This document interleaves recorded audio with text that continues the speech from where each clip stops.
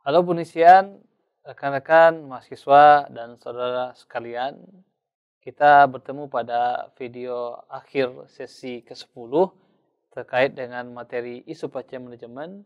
Pada sesi akhir ini, sesi ke-10, kita membahas mengenai information feedback approach atau pendekatan umpan balik informasi.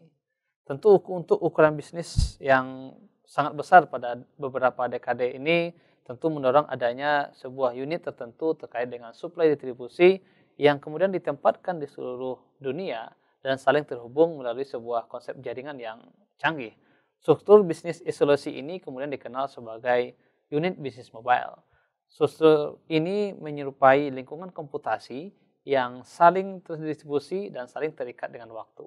Terkait kendala tentu berdasarkan order, perintah, sinyal, dan adanya informasi yang saling dipertukarkan. Dalam beberapa penelitian dan beberapa manajerial, konsep umpan balik informasi atau feedback informasi tadi dieksplorasi secara diferensial, di mana digunakan untuk pemanfaatan informasi yang lebih efektif agar komunikasi antara anggota rantai pasok dapat berlangsung efektif dan efisien.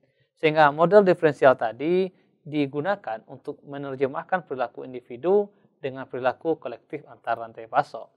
Tujuan dari feedback informasi tadi adalah bagaimana kita mampu mempertahankan rasio cacat, di mana untuk meningkatkan quality of service atau kualitas layanan yang cenderung menjadi sebuah hal yang rumit dalam sistem rantai pasok. Permasalahan itu tentu akan semakin rumit ketika rantai pasokan mengandung beberapa aliran-aliran sumber. Sehingga model berbasis feedback diferensial tadi digunakan bagaimana untuk memprediksi besarnya rasio cacat atau rasio kerugian guna meningkatkan quality of service.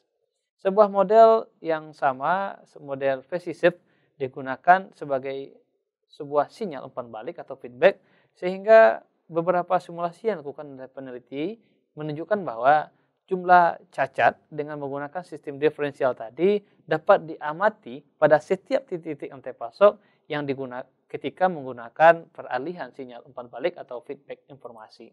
Pergeseran umpan balik informasi atau information feedback dari pengguna akhir dengan pemain lainnya digunakan untuk mencapai beberapa kualitas tambahan, seperti bagaimana jaminan nilai mutlak, sebagian kecil dari kerugian layanan, dan hal yang sama juga dilakukan untuk unit-unit yang berbeda, baik untuk level sesudahnya atau level sebelumnya.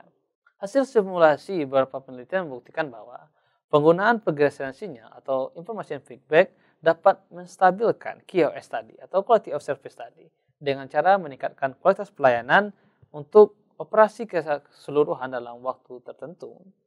Hal yang sama digunakan untuk mengurangi waktu serapan sebagian informasi atau sebagian informasi dalam menanggulangi kerugian sepanjang rantai pasok. Saudara-saudara sekalian, sebuah rantai pasok pada dasarnya memiliki 4 bidang keputusan. Sehingga feedback informasi tadi menjadi sebuah keharusan, di mana 4 bidang tadi terkait dengan lokasi, kemudian terkait dengan produksi, terkait dengan inventory, dan terakhir terkait dengan transportasi. Makanya ketika tingkat produksi tentu akan berhubungan langsung dengan tingkat konsumsi, sehingga faktor lain selain materi dan transportasi tentu akan mempengaruhi rantai pasokan yang saling berdekatan sampai komoditas tadi, sehingga ini menjadi sebuah yang perlu dipertimbangkan. Metode simulasi tentu memainkan peranan penting di mana pemodelan strategi operasional diharapkan mampu memberikan analisis dan melihat lebih dekat terhadap isu-isu yang muncul dengan menangani mereka secara tepat dan selama pelaksanaan.